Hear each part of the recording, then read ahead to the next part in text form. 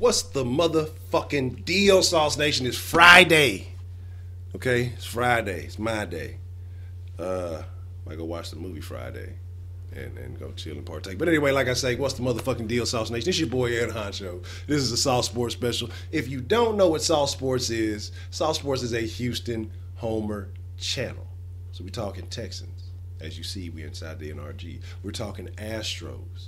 That's Houston if you don't know. We're talking about the Dynamo, the best in the West.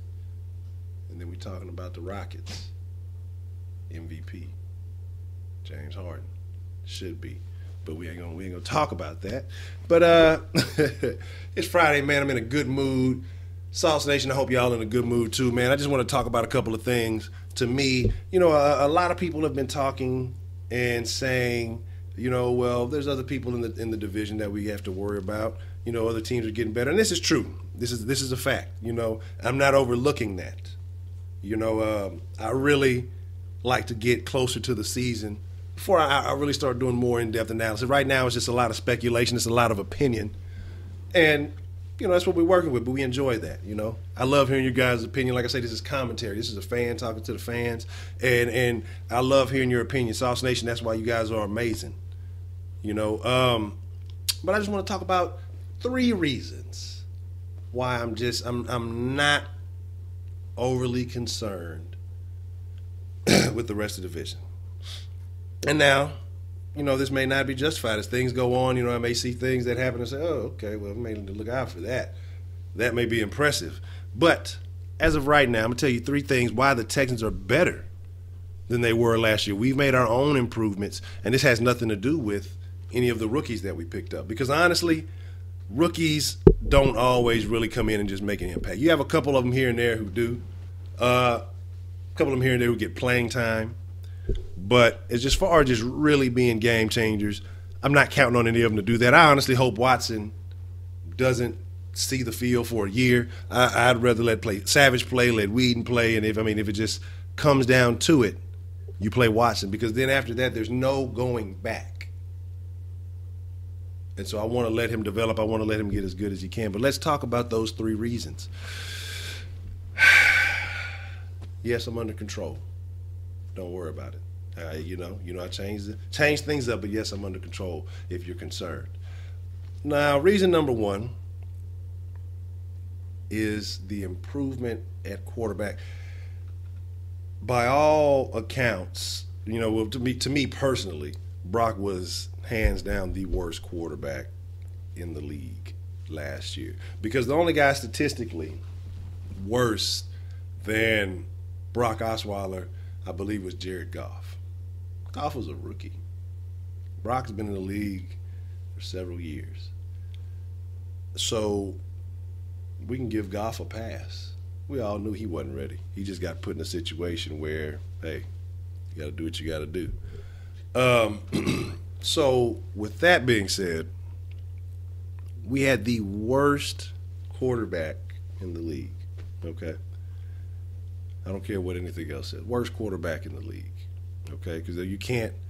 There's no stat that says. I mean, you know, there's a stat for, you know, fuck ups as far as interceptions, but there's no stat that just shows brain farts, mental fuck ups, just duds. You know, we need to create a stat for that. I'm gonna come up with a sauce stat.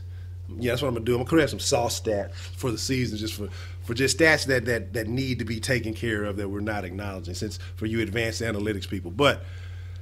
The improvement at quarterback, because there is absolutely no way in hell that Savage will be as bad of a quarterback as Brock Osweiler was. Several years in the offense. Personally, I think better mechanics. I think a better arm. I think he throws a much better ball, more catchable ball than Osweiler does. I think the receivers like that. I think the receivers are excited about Watson, but they just want to I think they know he needs to develop. And, you know, you hear the cliche story coming out of camp, you know, Watson getting better every day. Of course he is. Everybody should be getting better every day, unless you didn't reach that, you know, peak and then now you're starting to decline. But, you know, as a rookie, you're getting better every day because you're learning more. So I'm not overly excited about Watson getting every better. I want to see the shit. You know what I'm saying? Let me show me the money. Okay? So, but even with Watson, I feel like if Watson hits the field day 1, that he would be better than Brock Osweiler. But my thing with that is that Savage will perform serviceably. If Savage can play in the top 20, which is not asking very much, he's way better. I mean, he's giving you much better than what Brock allowed you to do. So what I'm saying is if he can be a game manager, he can just manage the game. And I'm trying to word this so that you guys can understand that we can expect minimal from Savage. If he can just deliver us the basics, give us 2 more touchdowns than you throw interceptions, for all I give a damn. But allow us to extend drives, just do the little things, minus just the I don't know. I mean, just the bullshit. I mean, I expect the pass to be much more accurate. So I'm not worried about that because it was just times that Brock was just, hey, there's no way guys were catching those balls. Let's say the knowledge of the playbook. So I think that opens some things up. That opens up O'Brien's ability to call more plays, but also with O'Brien being hands-on with the QBs this year, I think that's a huge, huge plus. So, that there's no third-party communication here. This is exactly what I want from you. And now I can see exactly what you're capable of. All right, cool. So we know that this year is out of the question. This year is perfect for you. We're going to put this package together, and this is what we're going to run with. I have no concern about the quarterback play. And now you say, well, we got to have a decent offense to win games. We won the division. We were in some games that we probably shouldn't even been in that because that offense was so bad, or because that quarterback play was so. I'm not going to say the offense was bad. We have a ton of talent all over the place. But the quarterback play was so bad that there were games we should have won that we lost even though we were in the mix. That would change, with 1 or 2 plays here or there. And I don't think Savage makes some of the same mistakes that Osweiler did. Now, I know a lot of people, well, Savage is unproven. He's had his shot. He's had chances, here and there. I think last year was a lot of politics going on with the front office and the head coach and the whole Osweiler debacle.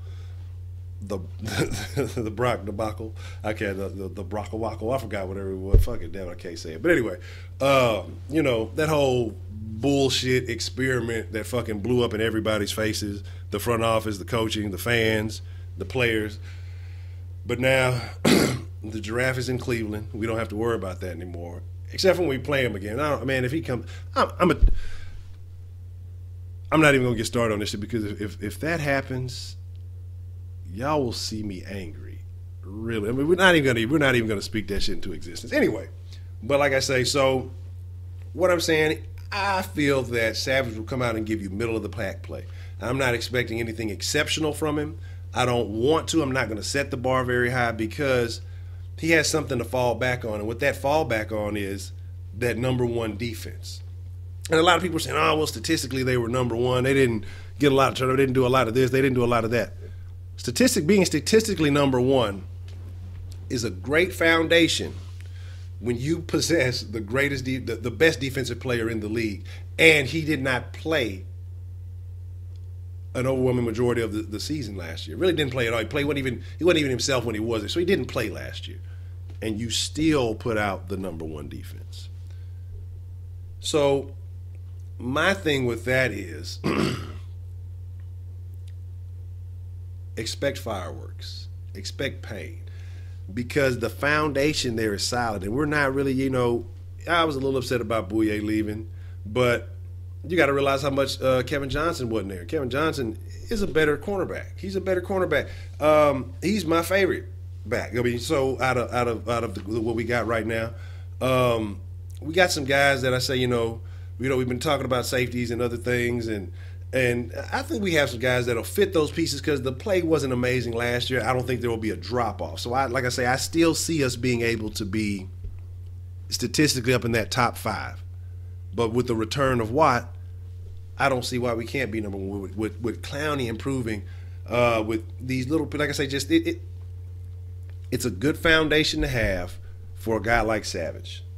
So number 2 being that the return of Watt to that number 1 defense, it's going to be a great thing to see, you know, because like I said, I'm a defensive guy. That's what I love. That's why I love football, man. I like to see the hits. I like to see defensive plays being made.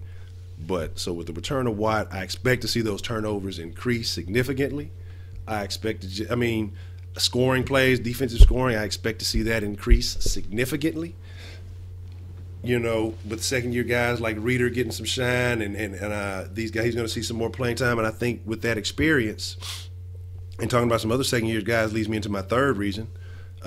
He's going to improve, but talking about the youth that we have at the receiving corps. And this is the third reason why I think that I'm not really worried about it, because you have to look at the talent that we do have. Okay? Hopkins, he's not having that because he's playing for some money and he's playing for some personal reasons. Guys like Hopkins, they play for pride. They like to shine. They make plays because that's what they do. It's not all about the money, but yeah, he's going to want to get paid.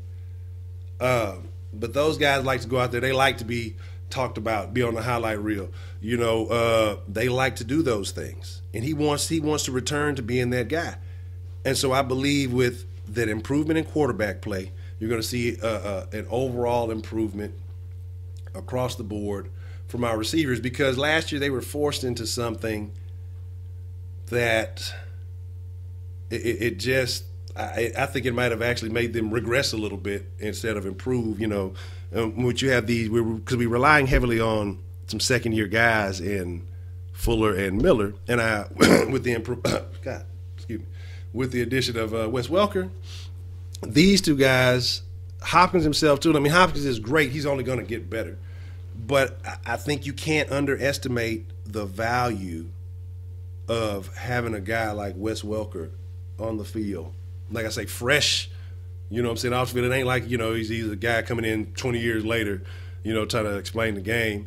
We're talking about a guy who did it at a high level. We're talking about a guy who did it on the big stage. We're talking about a guy who knows what it takes to make that happen. And you can see these young guys are hungry. They're all in his ear. They want to be good. Our group is hungry. They want to be successful. But when you're put in a position playing with a guy who just throws everything off and you have to be stuck with this guy, I think that caused an issue. Like I say, you know, a lot of this is still speculation. A lot of this is going off of hope because, like I say, Savage is still unproven, but I know in my heart, I mean, passing the eye test, you could see when Savage came in last year how the dynamic of that offense changed and improved. So I know this for a fact that those things will improve until Watson comes along or the pressure of the, you know, whatever happens. I think there's going to be a lot of people too hungry for it, trying to push him in way too early.